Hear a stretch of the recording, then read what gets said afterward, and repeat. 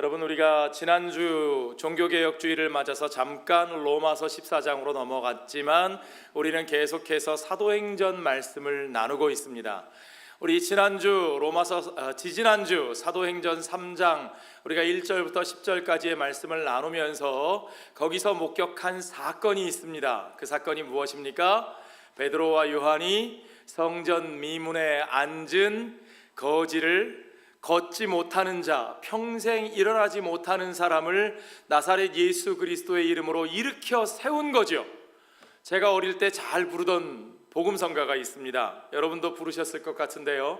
금과 은 나 없어도 내게 있는 건 내게 주니 곧 나사렛 예수 이름으로 일어나 걸으라. 다 같이.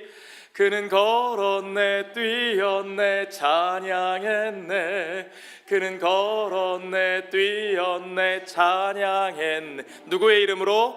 나사렛 예수 이름으로 일어나 걸으라. 그 모든 일이 누구의 이름으로 일어났습니까? 나사렛 예수 그리스도의 이름으로. 예, 그렇죠.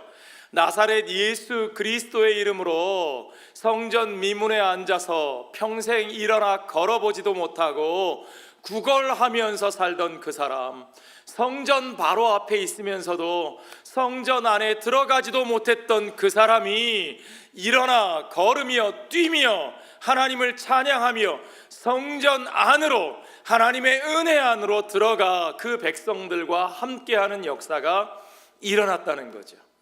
그 놀라운 역사가 일어난 다음에 그들 가운데서 어떤 일이 벌어졌을까요? 제가 항상 궁금한 것은 놀라운 일이 일어나고 그냥 끝나는 것이 아니라 그 다음에 어떤 일이 일어났을까? 여러분, 동화책 읽다 보면 정말 놀라운 일이 일어났어요. 제투성이 아가씨 신데렐라가 왕자님과 결혼을 했어요. 그 다음에 어떻게 됐을까? 그냥 해피리 에버 애프터가 아니라 행복하게 오래오래 잘 살았대요가 아니라 그 다음에 어떤 일이 일어났을까? 그렇죠? 그게 궁금하죠. 이 사람이 나음을 입고 성전에 들어가 하나님을 찬양하는 역사가 벌어졌을 때 그 다음 장면에서는 어떤 일이 벌어졌을까요? 그것이 궁금하신 분들은 오늘 11절 본문을 같이 한번 보시기 바랍니다. 오늘 11절에 보니까 나은 사람이 베드로와 요한을 붙잡으니 모든 백성이 크게 놀라며 달려나가 솔로몬의 행각이라 불리우는 행각에 모이거늘 그랬습니다. 그 나음을 받은 사람이 누구를 붙잡았어요? 베드로와 요한을 붙잡았습니다. 여러분, 이 장면은 이해가 되시죠? 그에게는 이제 베드로와 요한이 어쩌면 자기의 새로운 삶을 시작하게 해준 사람들이고, 또 그가 어떠한 삶을 살아야 할까에 대해서도 그들이 열쇠를 붙들고 있는 것처럼 느껴졌을 겁니다.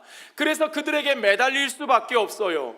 이제 일어나는 것도 자기의 의지로 일어난 것이 아니니까 이제 일어나 걸으며 살아가야 할 그 삶의 길도 베드로와 요한으로부터 그들을 붙잡고 그들을 의지할 수밖에 없는 거죠. 그 마음을 우리는 충분히 이해할 수 있습니다. 뿐만 아니라 이 광경을 본 많은 사람들이 모여들기 시작합니다. 이 사람이 누구인지 다 알아요. 성전 앞에서 구걸하던, 그것도 수십 년 동안 거기 있던 사람인데 그가 일어나 걸으며 성전 안에 들어와서 조용히 가만히 있는 것도 아니고 걷고 뛰며 하나님을 찬양합니다. 사람들이 기가 막히죠. 눈이 휘둥그레지죠. 이 사람이 도대체 어떻게 이런 일이 일어났어? 그 일어난 사람이 말했을 것이고 그 광경을 목격한 사람들이 말했을 것이고, 저들이요, 저 사람들 때문에 이 일이 일어났어요. 그리고는 사람들이 모여들기 시작했습니다. 어디로 모여들었다고요? 솔로몬의 행각. 자, 여러분, 당시 헤롯이 지은 성전의 모습을 한번 보십시오. 이 성전의 모습 그림이 보이죠? 여기 보면 가운데 있는 것이 성소가 들어있는 성전의 건물입니다. 그리고 그 주변에는 마치 헬라 양식의 건물들처럼 이렇게 길게 담벼락처럼 쳐 있는 것이 있는데, 자세히 들여다보면 그것이 담벼락이 아니고 지붕과 기둥이 있는 행각입니다. 행랑. 우리말로는 행랑채 그러는데, 우리 한국 건물의 행랑채는 방들로 다 칸이 막혀져 있지만 당시 그레코 로만 양식의 행각이라고 하는 것, 행랑이라고 하는 것은 지붕과 기둥만 있는, 요즘 말로 하면 이 컬로네이드라고 하는 것은 여러분들이 이제 잘 와닿지 않고 우리가 흔히 쓰는 단어로는 포치라는 단어가 있죠. 포치. 아마 여러분 가정에도, 여러분이 사시는 집에도 포치가 있는 집들이 있을 거예요. 지붕이 있고 기둥이 있고 바람이 통하는 그런 공간, 그렇죠? 저희 집에도 작은 포치가 하나 있는데, 그런 포치가 쭉 둘러쳐져 있는 겁니다. 그 포치가 성전에서 어떤 역할을 했느냐? 거룩한 성전 안에 들어가서 할 수 없는 일들, 사람들이 모여서 이야기를 나눈다든지 거래를 한다든지 그런 일들이 그 행각에서 이루어졌는데, 그 행각 가운데 솔로몬의 이름이 붙은 솔로몬의 행각이라고 하는 곳이 있었습니다. 그곳으로 사람들이 모여듭니다.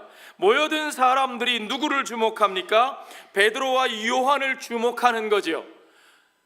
이 앉아서 일어나지 못하다가 나음을 받은 사람은 베드로와 요한을 붙잡고요, 그들을 의지합니다. 여러분, 이 장면에서 여러분이 베드로와 요한이라면 어떤 느낌이 드시겠어요?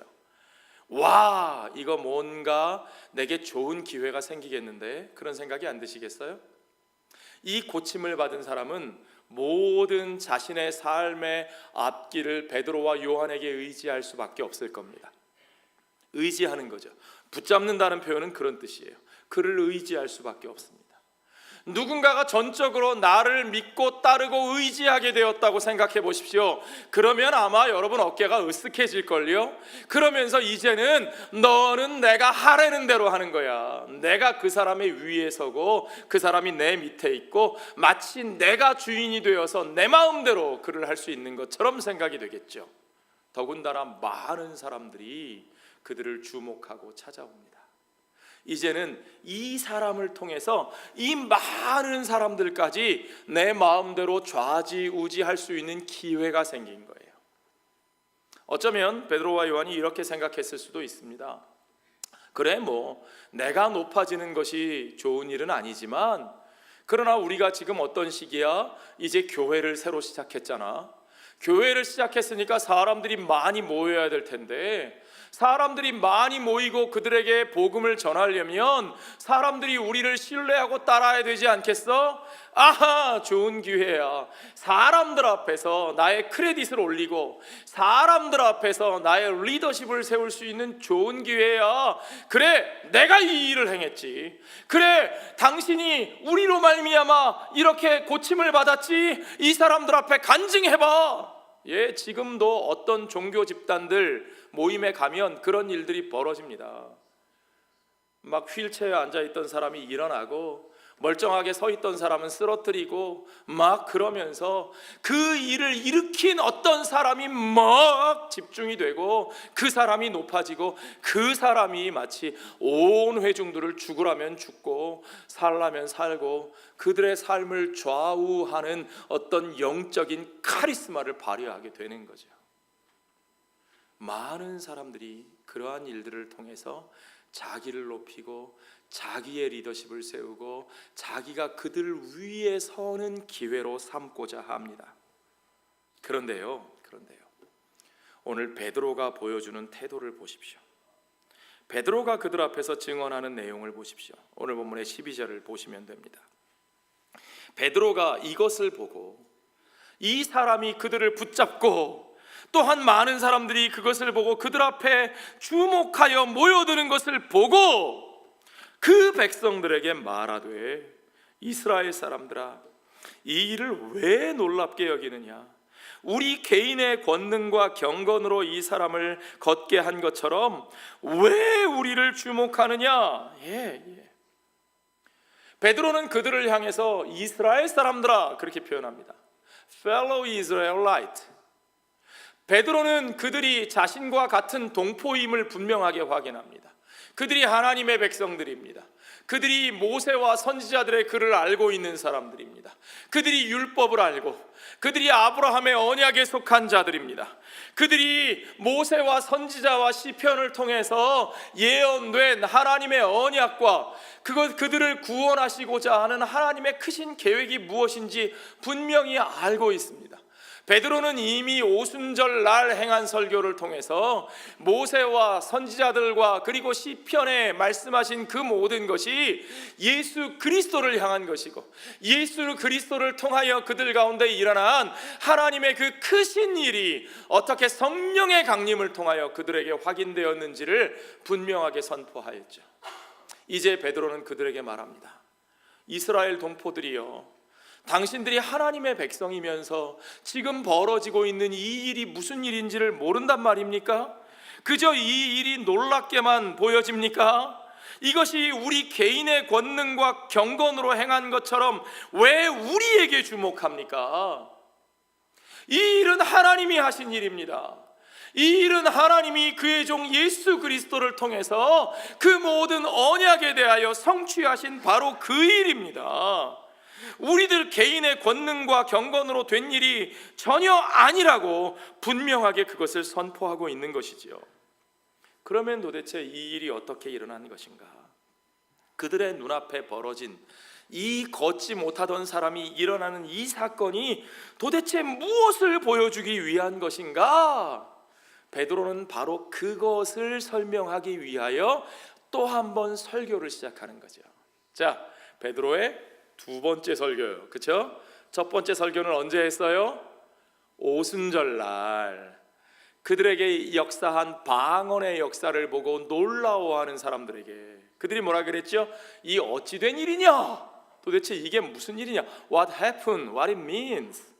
이게 무슨 일이냐? 하는 그 사람들에게 이것이 바로 하나님이 약속하신 요엘 선지자가 말씀하신 마지막 때에 우리에게 준다고 하신 그 성령의 임하신 역사로다 라고 하면서 그의 첫 번째 설교를 했었죠. 오늘 우리는 그의 두 번째 설교를 만납니다. 우리가 2주 동안 이 베드로의 설교를 또 나눌 텐데 저는 참 감사해요. 정당하게 꺼리낌 없이 다른 사람의 설교를 그대로 인용해서 설교할 수 있다는 거. 저는 또다시 베드로의 설교를 여러분들과 함께 나눌 수 있는 기쁨을 누리게 됩니다. 자, 베드로가 그들 앞에 증거하는 도대체 이 일이 무슨 뜻인가? 어떻게 이런 일이 일어날 수 있었는가? 그것을 말하기 위해서 베드로는 13절에 보면 하나님이 이 일을 하셨다. 그런데 하나님이 어떤 하나님이시고 그 하나님께서 도대체 어떤 일을 하셨는가? 오늘 우리가 살펴볼 11절로부터 16절 사이의 베드로의 핵심 메시지는 뭐냐면 하나님이 어떤 일을 하셨고 예수가 누구신가?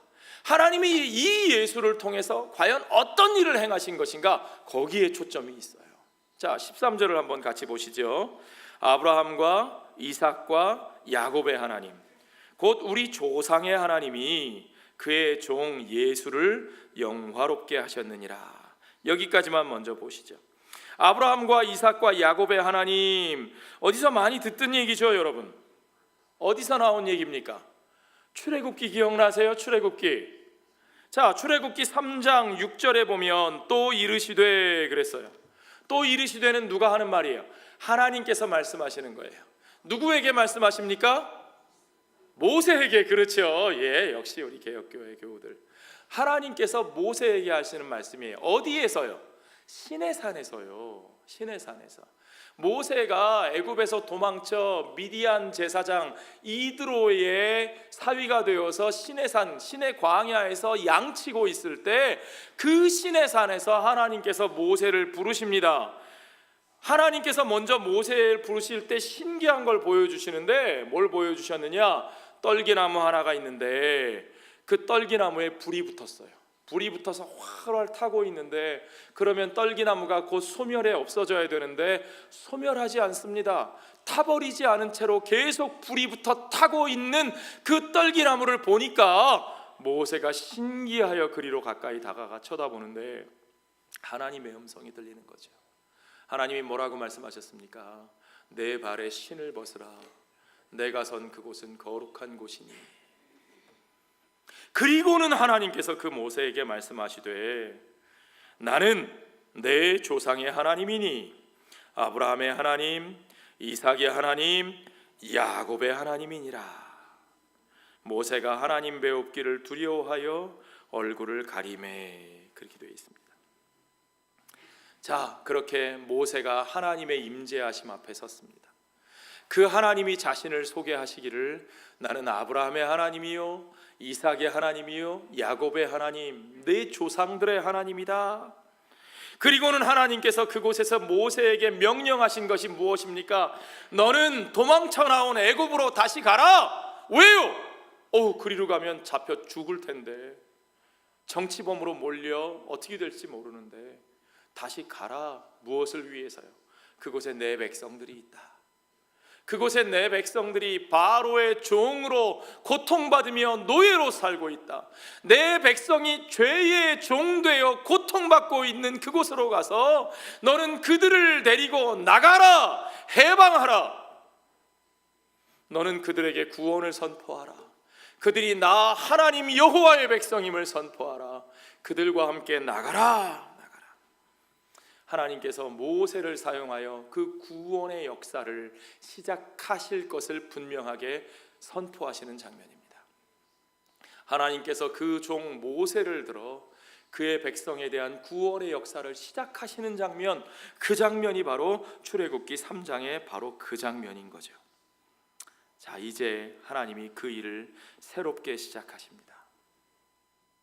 베드로는 하나님께서 그의 종 예수를 통하여 그의 백성, 죄의 종되어 노예살이하고 있는 그의 백성들을 이제 그곳에서 건져내시는 놀라운 구원의 역사를 시작하신다고 말하고 있는 거죠. 바꾸어 말하면 모세를 통하여 이루셨던 첫 번째 출애굽과 같이 하나님은 이제 두 번째 출애굽, 제2의 출애굽을 모세 스스로가 예언한 대로 우리 가운데서 하나님이 세우신 한 선지자, 모세와 같은 한 선지자 예수 그리스도를 통하여, 하나님의 종 예수를 통하여 그 구원의 역사를 시작하신다는 사실, 그 일을 시작하셨다는 사실을 분명하게 선포하고 있는 거죠.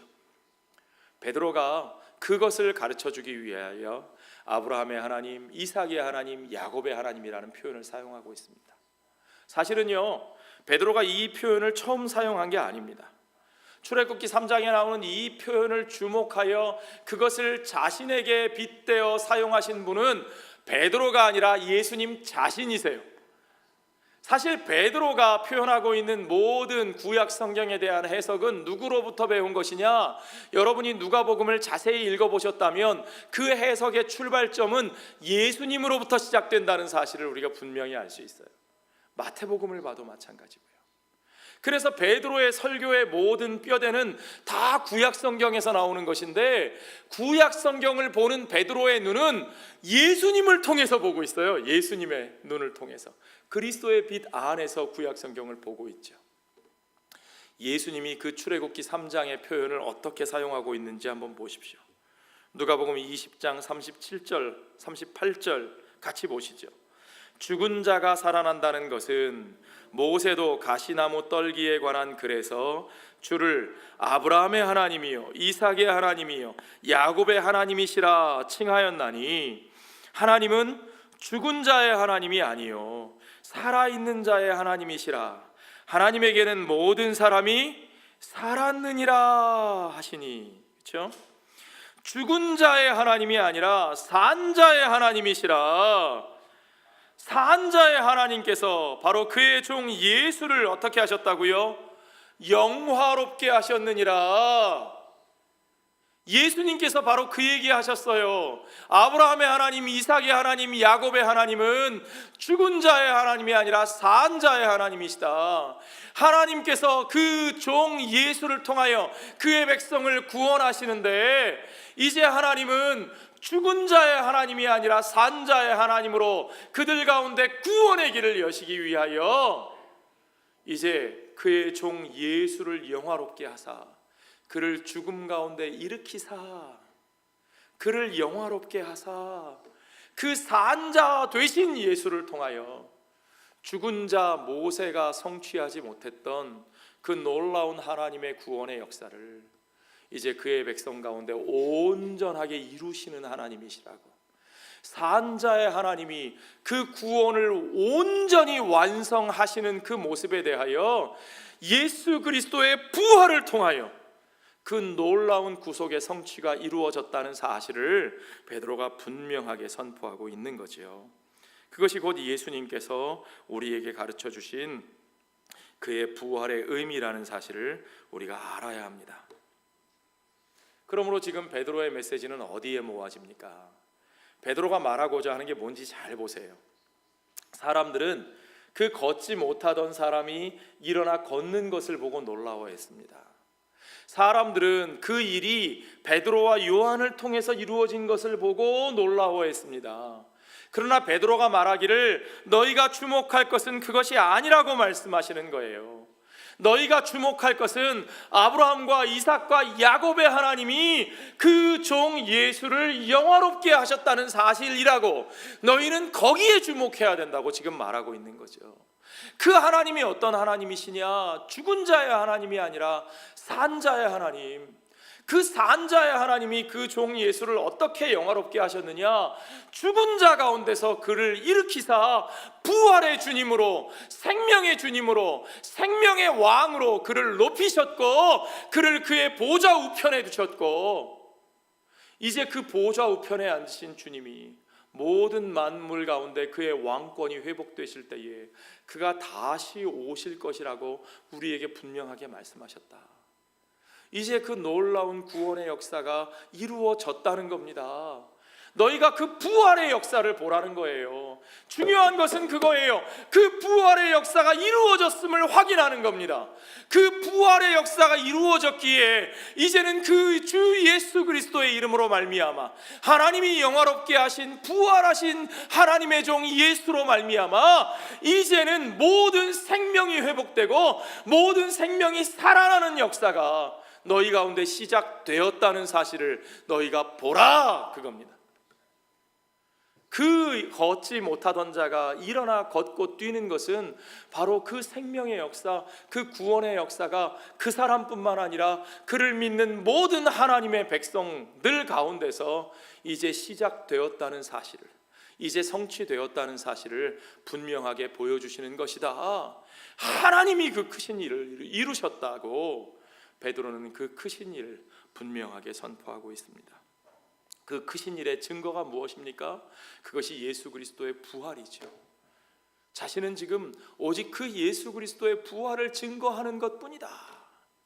그 40년을 일어나지 못했던 그 사람이 일어난 것도, 그를 데리고 일으켜 성전에 함께 들어가 그와 함께 하나님을 찬양하는 일을 베드로와 요한이 한 것도, 그 모든 것도 다 초점은 어디에 있느냐?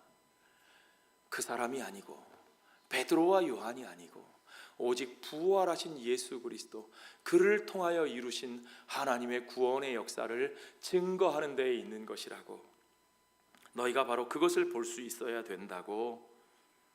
그 하나님이 하신 일, 아브라함과 이삭과 야곱의 하나님이 하신 일, 산자의 하나님, 우리 조상들의 하나님이 그 언약을 이루시기 위해서 하신 그 일을 보라.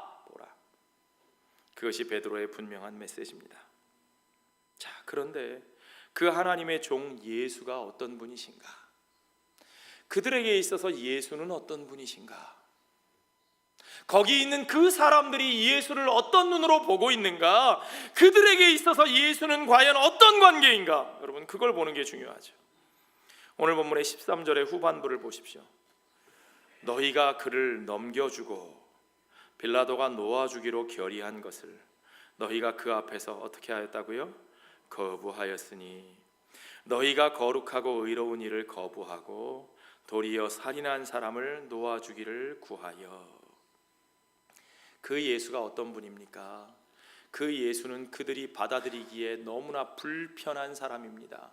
왜 그렇게 불편합니까? 그들이 바로 예수를 사형수로 넘겨 주었습니다. 그들이 누구입니까? 어떤 사람들은 그거 이방인들이 한 거지, 그렇게 핑계를 대고 싶을지 모르나 사도는 분명하게 그 핑계를 차단합니다. 아니야, 이방인들이 그 일을 한 게 아니고 너희가 넘겨주었어. 누구죠? 제사장들과 바리새인들, 백성의 서기관들, 백성의 장로들, 하나님의 말씀을 잘 안다 하는 그들이 그 일을 했습니다. 그들이 그들을 이방인에게 넘겨주었습니다. 이방인 빌라도는 그의 죄를 발견할 수 없어서 놓아주고자 했지만 그들이 그를 거부하고, 베드로가 표현한 대로, 누가가 표현한 대로 그들이 그를 거부하고 오히려 죄인으로 죽어 마땅한 사형수 바라바를 놓아주라 하고, 무죄하시니 의로우시니 예수 그리스도를 십자가에 못 박으라고 그들이 외쳤습니다. 그들 가운데 의인이 있습니까? 예수를 빌라도에게 넘겨준 제사장들과 바리새인들과 서기관들과 장로들 가운데 의인이 있습니까? 죄가 없는 줄 뻔히 알면서도 정치적인 계산 때문에 그를 십자가에 못 박도록 허락한 빌라도와 로마의 권세에게 그들에게 의의가 있습니까? 그 죽을 운명 가운데서 노임을 받은 바라바, 사실 바라바라는 이름은요, 바르 아브라함, 바르는 히브리 말로 아들이란 뜻이에요. 아브라함의 아들, 바르 아브라함, 그걸 줄여서 바라바라고 하는 이름이 된 거예요. 아브라함의 자손이라는 뜻이죠. 아브라함의 자손이라고 칭하지만 그러나 살인한 자요, 강도요, 죽을 수밖에 없는 죄인인 그가 살아날 권리가 있습니까? 아니요. 그를 대신하여 예수를 십자가에 못 박으라고 소리 지르고 조롱하고 침뱉은 그 모든 군중들 앞에 스스로 하나님의 백성들이라고 자부하던 그 이스라엘 사람들, 그 유대인들 가운데 의로운 자가 있습니까? 아니요. 그들 가운데 누구도 의로운 자가 없습니다. 오직 그들의 죄를 묵묵히 스스로 짊어지시고 오직 십자가에 도살장으로 끌려가는 양처럼 묵묵히 그 길을 걸어가시고 거기에서 피를 흘리시면서 선지자 이사야의 말 그대로 그들을 위하여 끝까지 기도하시고 그들을 용서하셨던 의로운 자 예수 그리스도, 그분 외에 어디에도, 그때뿐 아니라 오늘 이 세상 어디에도, 우리 가운데 어디에도 의인이 없다는 사실을 우리는 분명히 알아야 합니다. 오직 그분만이 의로우신 분이십니다. 그 의로우신 분이 십자가에 달려 돌아가셨습니다. 다른 사람이 아니라 바로 우리들이 그를 십자가에 못 박았습니다. 이 글을 기록하고 있는, 베드로의 설교를 받아 적어 우리 가운데 전하고 있는 누가가 이미 그가 기록하였던 복음서에서 누가복음 23장 47절에 보면 백부장이 그 된 일을 보고 하나님께 영광을 돌려 이르되 이 사람은 정령 의인이었도다. 예수님 십자가에 돌아가신 그 장면을 목격한 한 이방인의 눈을 통하여 정녕 그 한 분만이 진정한 의인이셨다라고 분명하게 우리 가운데 선포하고 있습니다. 그분이 돌아가셨습니다. 그 모든 죄인들 가운데서 홀로 의인이신 그분이 돌아가셨습니다. 그분이 피 흘리셨습니다. 어찌 그런 일이 있을까요? 왜 그런 일이 있을까요? 베드로는 오늘 그분이 왜, 무엇 때문에 그러한 죽음의 길을 걸어가셨는지 우리에게 그것을 마치 한 장의 그림처럼 보여줍니다. 베드로는 아브라함과 이삭과 야곱의 하나님이 하신 일, 그 하나님의 구원의 역사를 통하여 우리에게 가르쳐 주건대 이제 그 구원의 역사가 모세를 통해서 시작되었으나 그러나 그 구원의 역사의 진정한 시작은 어디서 출발하였느냐? 그것은 유월절 어린 양의 피 흘림을 통하여 시작되었다는 사실을 우리가 기억해야 합니다. 유월절 어린 양이 피를 흘려서 그 어린 양을 잡은 그들에게 죽음이 넘어가고 이제 오히려 그들이 죄와 사망의 권세로부터 벗어나 그 생명과 자유의 길을 걸어갈 수 있게 된 것을 우리는 분명히 기억해야 합니다. 주님은 그와 같은 구원의 역사를 또다시 시작하십니다.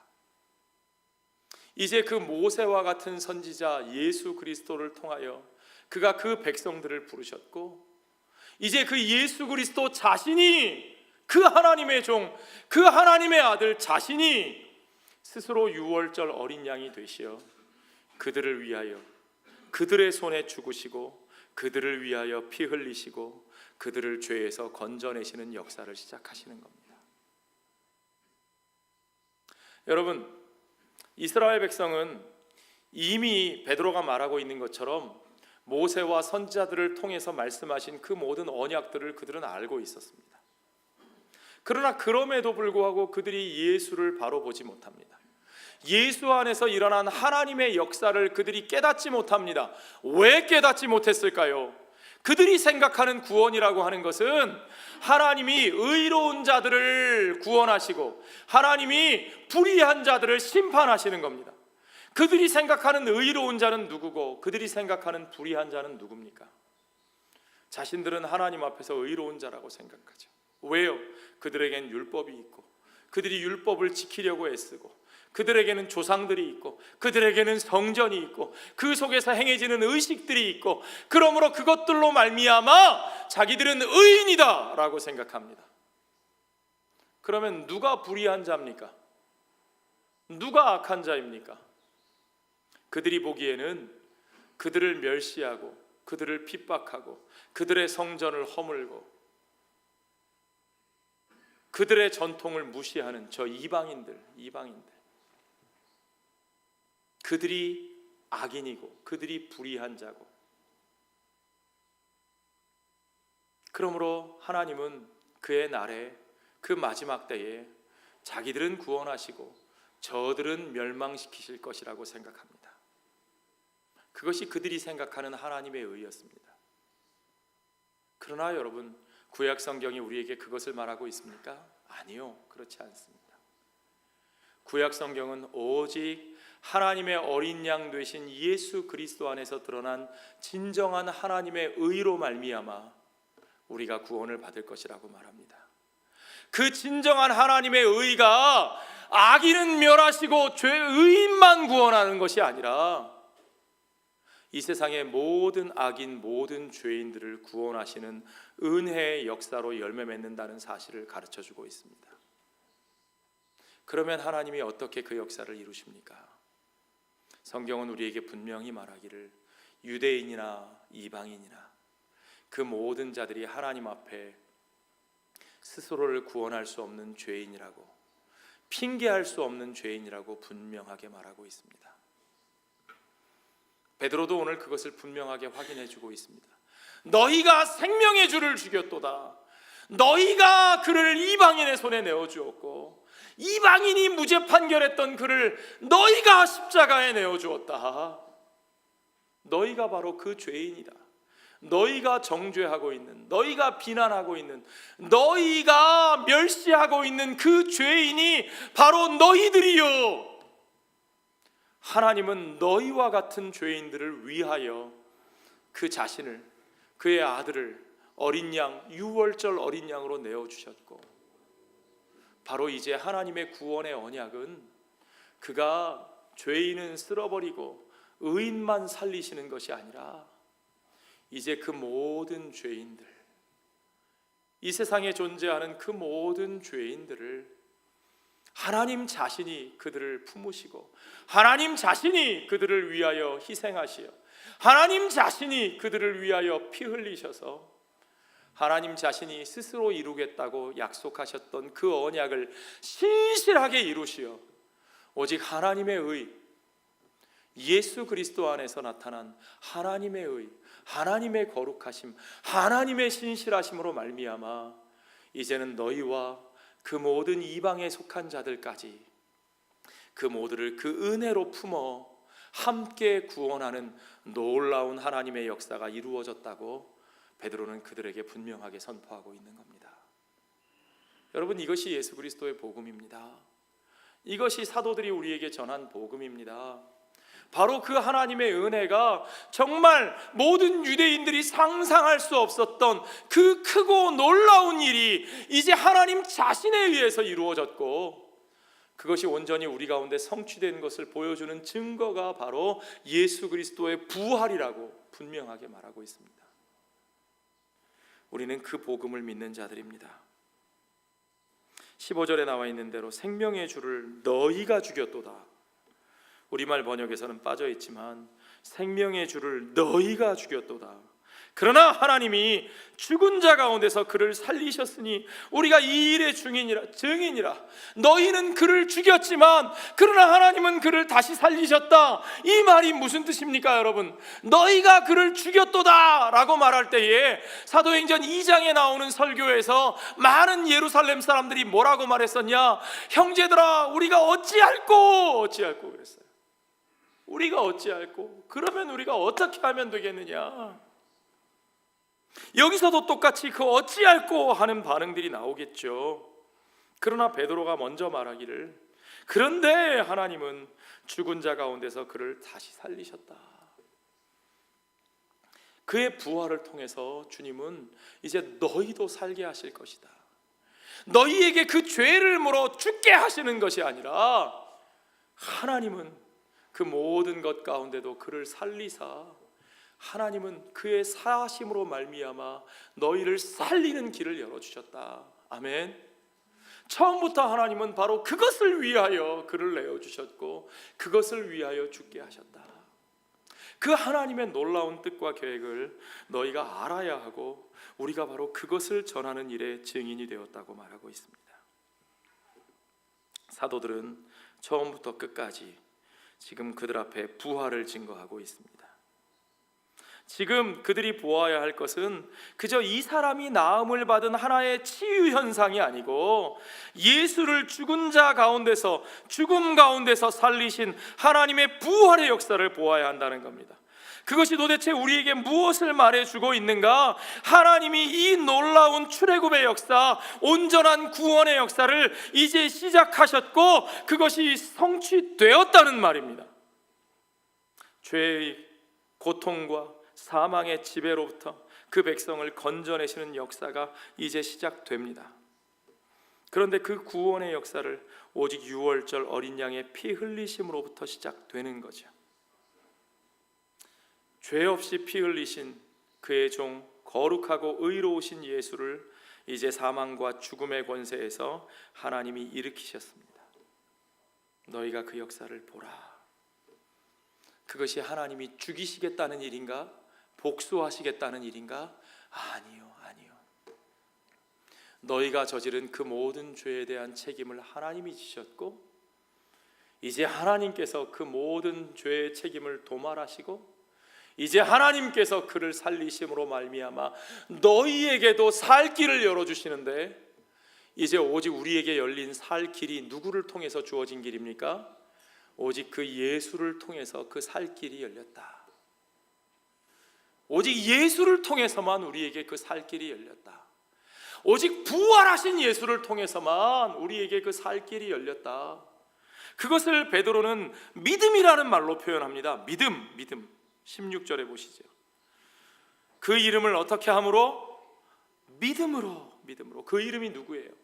하나님께서 죽은 자 가운데서 살리신 그 예수의 이름, 그 예수의 이름, 부활하신 하나님의 종 예수의 이름을 믿음으로, 그 이름이 너희가 보고 아는 이 사람을 성하게 하였나니. 이제 답이 나오는 거죠. 우리가 이 사람을 성하게 한 것이 아니라 그 예수의 이름이, 부활하신 하나님의 종 예수의 이름이 이 사람을 성하게 하셨나니. 예수의 이름이 도대체 뭐냐? 우리는 이 말을 오해하면 안 됩니다. 아, 예수의 이름의 능력이 있구나. 그러니까 예수의 이름만 갖다 대면 모든 게 다 이루어질 수 있어. 사도행전에 보면 그런 사람들도 있었어요. 예수의 이름으로 놀라운 이적이 막 일어나니까 어떤 사람들이 그걸 보고는 자기들도 따라해요. 예수의 이름으로 내가 명하노니. 어떤 사람은 바울이 그렇게 하는 걸 보니까 바울이 믿는 예수의 이름으로 내가 명하노니. 그 이름 때문에 귀신이 쫓겨갔어요? 안 쫓겨갔어요? 귀신이 뭐라고 말했는 줄 아세요? 내가 예수도 알고 바울도 알거니와 너는 누구냐? 그렇게 해서 그 사람이 귀신을 쫓아낸 게 아니라 귀신이 그 사람을 쫓아내는 일이 벌어져요. 중요한 건 예수의 이름을 주술적으로 마법적으로 사용하는 게 아닙니다. 오늘날 우리들도 그와 같은 모습으로 예수의 이름을 사용할 때가 있어요. 그냥 예수의 이름만 내가 그냥 고백하고 내가 그 이름으로 기도만 하면 그저 내 욕망, 내가 얻기 원하는 것들, 내게 필요한 것들이 다 저절로 줄줄이 따라오는 것처럼 예수의 이름을 그냥 너무너무 쉽게 갖다 붙이는 거죠. 우리는 믿습니다. 예수의 이름으로 나를 부자 되게 해주시고 병이 낫게 해주시고, 예수의 이름으로 저 사람보다 내가 위에 서게 해주시고, 예수의 이름으로.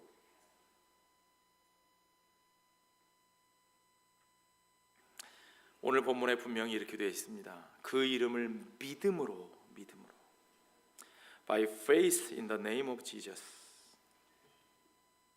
내가 예수의 이름을 내 마음대로 사용함으로가 아니라 예수의 그 이름을 믿음으로. 도대체 믿는다는 것이 무엇입니까? 그 이름을 믿는다는 것이 무엇입니까? 모세와 선지자들을 통하여, 조상들을 통하여 말씀하신 하나님의 그 신실하신 언약이 이제 예수 그리스도 안에서, 부활하신 하나님의 종 예수 안에서 그 모든 언약이 신실하게 이루어졌음을 믿고, 이제 그 예수를 통하여 선포하신 그 은혜를 내게 향하신 은혜로 받아들여 그를 십자가에 못 박히도록 내어주었던 우리들이 바로 그 은혜 아래 서야 할 죄인임을 믿고 받아들여 이제 나의 의가 아니라, 나의 거룩함이 아니고, 나의 신실함이 아니고, 오직 예수 그리스도의 의, 예수 그리스도의 거룩하심, 예수 그리스도의 그 신실하심으로 말미암아 하나님의 그 신실하신 언약이 그 예수 그리스도 안에서 이루어졌음을 믿고 그러므로 예수 그리스도를 통하여 선포하신 그 은혜를 받아들여 그와 하나 되어, 그렇죠, 죄인을 위하여 죽으신 그분의 그 은혜를 받아들여, 그 은혜를 은혜로 받아들인다는 것은 내가 그 죄인임을 받아들이는 거예요. 나에게는 그 의와 거룩과 신실함이 없음을 받아들이는 거예요. 그러므로 그것을 믿고 받아들여 그와 하나 되어 그 안에서 그와 함께 죽고 그와 함께 다시 사는 거죠. 그의 영으로 다시 사는 거예요. 내가 사는 게 아니에요. 그러므로 그리스도를 믿는다는 것은 나의 의와 나의 거룩과 나의 신실함과 나의 교만을 다 내려놓고 나의 죽음을 받아들이는 데서부터 시작합니다. 여러분, 그게 예수를 믿는 거예요. 이 메시지 앞에 서 있는 유대인들의 그 마음을 보세요. 그들은 자기들의 모든 것을 내려놓고 자기들이 정말 죽을 죄인임을, 아니 이미 죽은 자임을 받아들이라는 결단 앞에 서 있는 거예요. 그걸 받아들이지 않고는 이 예수의 부활의 은혜 앞에 그들이 설 수가 없어요. 너희가 죽였다 그랬잖아요. 너희가 죽였다. 그걸 받아들이는 거예요. 그게 은혜 앞에 서는 거고, 그것이 예수 그리스도의 이름을 믿는 거예요. 여러분은 그 믿음 앞에 서 계십니까? 우리가 그 믿음 앞에 서 있다면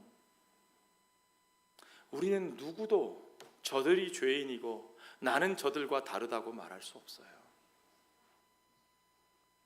그러므로 오늘 성경은 그 믿음을 이렇게 표현합니다.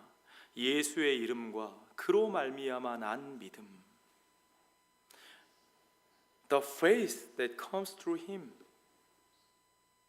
예수로 말미암아 난 믿음.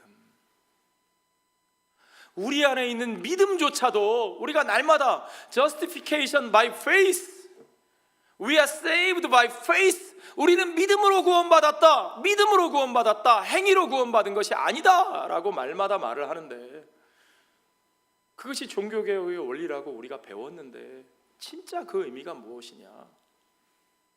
그 믿음이 내 것이 아니에요. 나에게는 믿음이 있고 저 사람에게는 그 믿음이 없으니까, 나는 믿었고 저는 안 믿었으니까 저는 정죄받아 마땅한 죄인이고 나쁜 놈이고 나는 무슨 짓을 해도 구원받는 괜찮은 사람이야 라는 것이 아닙니다.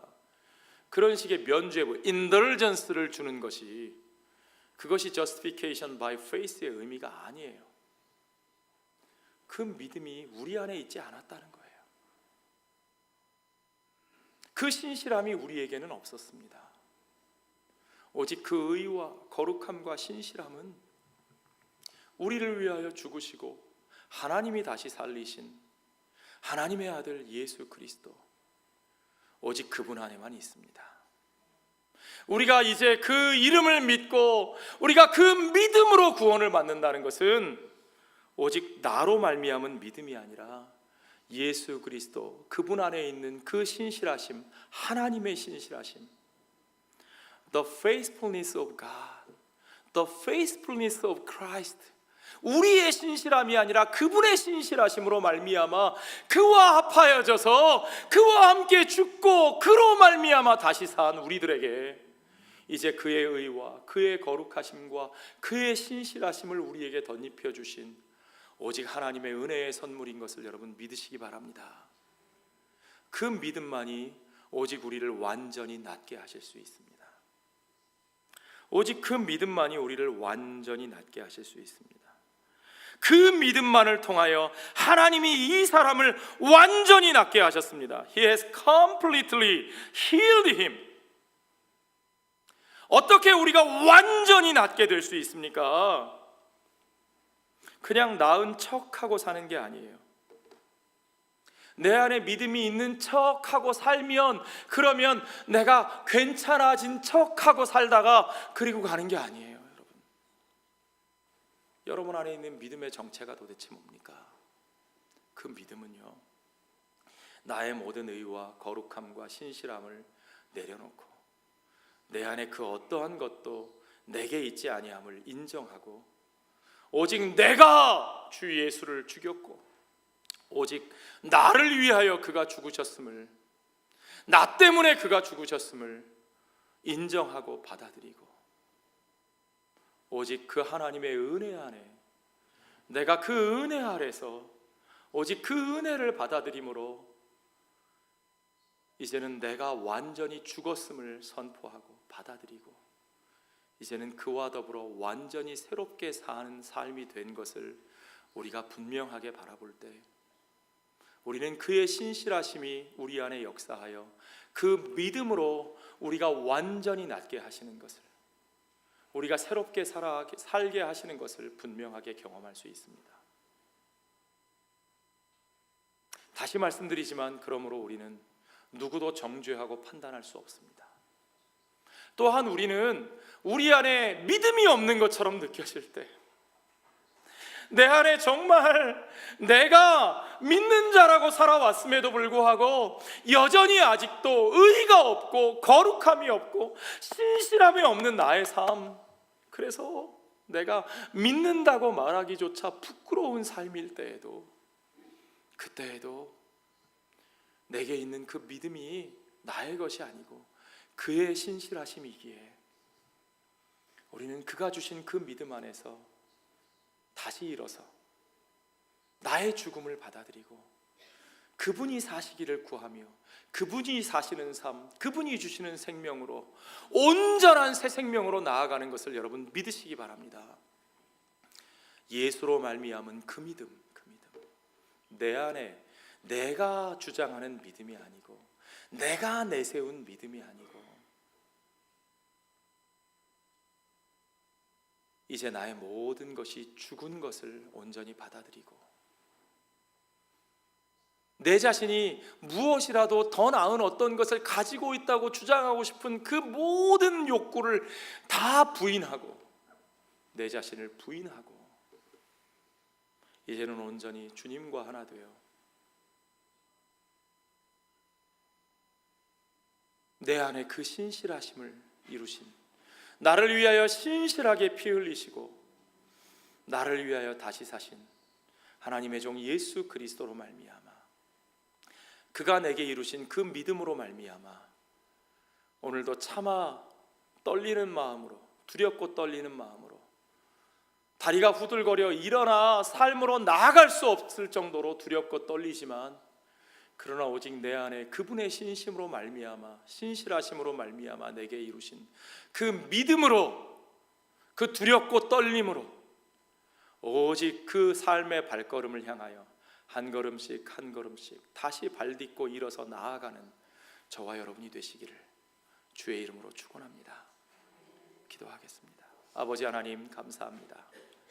오직 우리에게 없는 그 의와 거룩함과 신실하심이 오직 하나님의 종 예수 그리스도를 통하여, 부활하신 예수 그리스도, 부활하신 어린 양 예수 그리스도를 통하여 우리에게 이루어 주셨사오니, 오직 우리 안에 하나님의 신실하심, 그리스도의 신실하심, 오직 그 이름을 믿는 믿음으로 말미암아 온전히 치유하시는, 온전히 새 삶을 살게 하시는, 완전히 새롭게 회복하시는 하나님의 구원의 역사, 생명의 역사가 우리 가운데 이루어지게 하시고, 우리가 오직 그 구원의 역사에 쓰임받는 도구로 오직 우리를 주목하게 하는 것이 아니라 오직 부활하신 주님을 주목하게 하며, 오직 하나님의 큰 일을 주목하게 하며 세상 가운데 그 놀라운 생명의 복음을 전파하는 자로 주의 도구로 쓰임받는 우리들 되게 하여 주시옵소서. 오직 그 일이 우리 가운데 이루어지기를 다시 한번 원합니다. 주여 아버지 하나님, 내 권능과 경건을 그들 앞에 내세우지 않게 하여 주시고, 누구 앞에서도 내 권능과 경건을 내세우지 않게 해주시고, 스스로 자신을 속이는 어리석은 멸망하는 자가 되지 않게 하여 주시고, 오직 예수 그리스도 안에 있는 그 신실하심으로 하나님이 주신 믿음으로 말미암아, 예수로 말미암은 그 믿음으로 말미암아 온전히 완전히 낫게 하시는 새로운 삶의 역사를 우리와 저들의 삶에 이루어내는 복된 사역이, 복된 삶이 우리 가운데 시작되게 하여 주시옵소서. 모든 것을 주께 감사드리며 예수님 거룩하신 이름 받들어 기도하옵나이다. 아멘.